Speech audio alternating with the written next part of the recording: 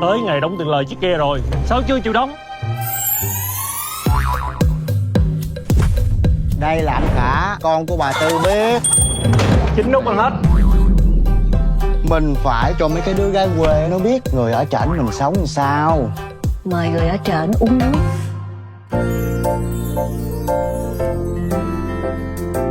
Chị hai cho em vết thương thành vợ thành chồng anh chị hai. Anh Trần ơi, mày dịch anh giữ phá ruộng ta kìa. Chị hai ơi, chị hai, ghe tiếng má gặp nạn dạt về ngã ba sông Cái rồi.